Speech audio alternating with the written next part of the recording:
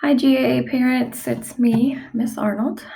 It's been a while, but I hope you are all staying healthy, staying safe, and staying warm at home.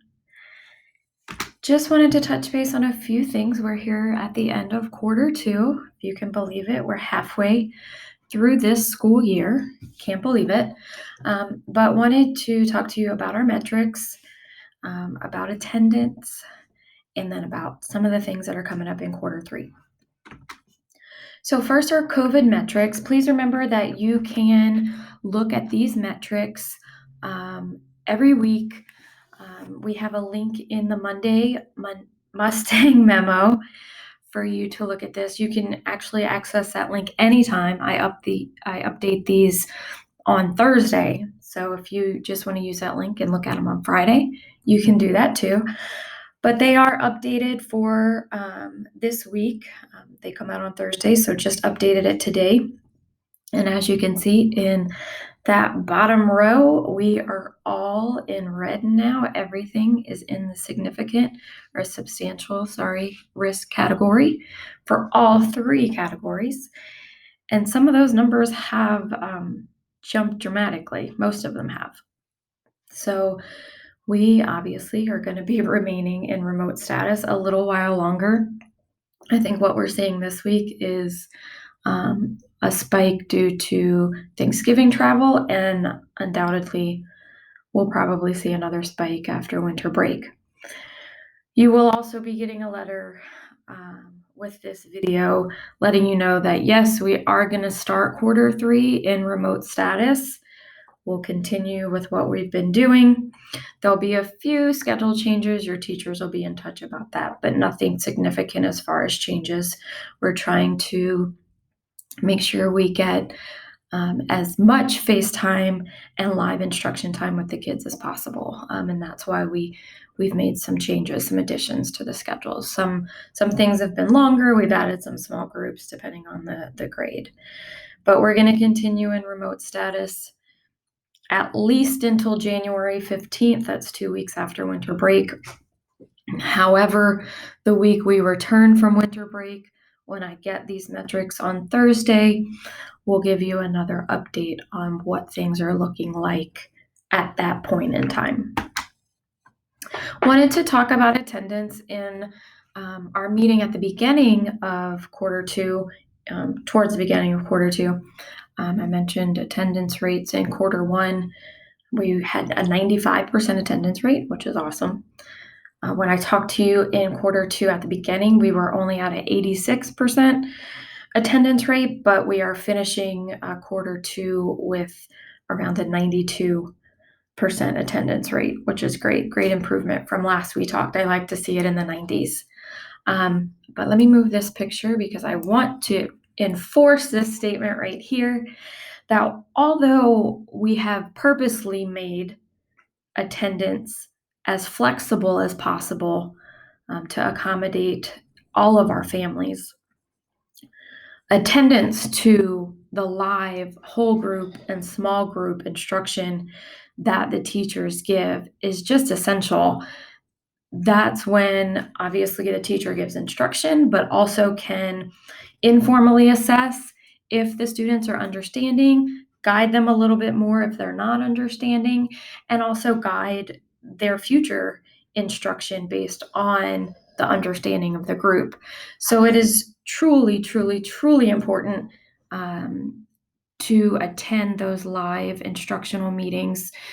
You will be able to watch the recordings afterwards if in case your student does miss that, but they will also miss the interaction with the teacher, obviously, but still could look at the instruction the teacher gives and any questions that their classmates ask.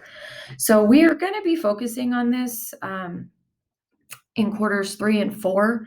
We've been doing this for a few quarters now. We're going to keep hiring that bar with the content we're presenting, but then also with the expectations. So please, parents, if you could help us make sure your student gets on these live whole group and small group meetings when they're supposed to, we would appreciate that. It makes a teacher's job a lot easier, and it makes your job a lot easier because you don't have to be the teacher. That's not your job. We're here for that. And if you have any questions about the times or anything, just let your teacher know. And then last but not least, just want to let you know some things that are coming up in quarter 3. We began on Tuesday, January 5th. That Monday is a teacher work day. So we'll see everybody back January 5th. Then we have a Monday off for Martin Luther King Jr. Day on the 18th, no school. We will be giving round 2 of our benchmarks. We did this back in August and September when we first started, and we did in-person or virtual benchmarks. We'll do the same. However, as I said the first time, and I'll say it again this time, in-person testing, it helps to give us a lot, much more valid results than if they're taking it at home. We certainly found that is definitely the case with round 1 of benchmarks. So if at all possible, please schedule your child for in-person benchmarks when I send that out. But those benchmarks will begin on January 19th. So look for the sign up for that when we come back from winter break. We do still have spring pictures scheduled on February 11th. We will get you more information about that as that gets closer. We have another Monday off in February for President's Day. No school on that day. We will have our readathon. I think this is going to be our 4th annual readathon, and that is for 2 weeks, February 22nd through March 5th, and we'll get you more information about that when it comes. And then at the end of quarter 3, we always have parent-teacher conferences. Those will be March 4th and 5th. They will certainly be virtual, even if we're back in a hybrid setting. We'll still do those virtually like we did for quarter 1. Look for signups for that. But at any time, if you need to talk to your student's teacher, schedule a meeting. You do not have to wait until parent-teacher conference time to do that. If you need questions, if you have questions or need support, reach out at any time. And then you can always call or email me anytime with any questions. Call me at the school. As you can see, I'm home right now. So I'm on quarantine, but I'm fine. My mom and stepdad both did have COVID. They are both doing fine now, but as a precaution, I quarantined, and I'm almost finished my 2 weeks, and I'm feeling fine. So I think I'm in the clear with that one for now. But I'm always accessible by email. But either way, just give me a call, and if you call the school, they'll get me the message, and I will be back in touch. Have a wonderful winter break. Have a restful winter break. Continue to be safe so we can get those metrics down to where we can come back in hybrid at least, so we can have some FaceTime and some in-person time with our kids. We miss them. We love having them in person. And can't wait till we can do that again. So have a wonderful winter break, and go Mustangs.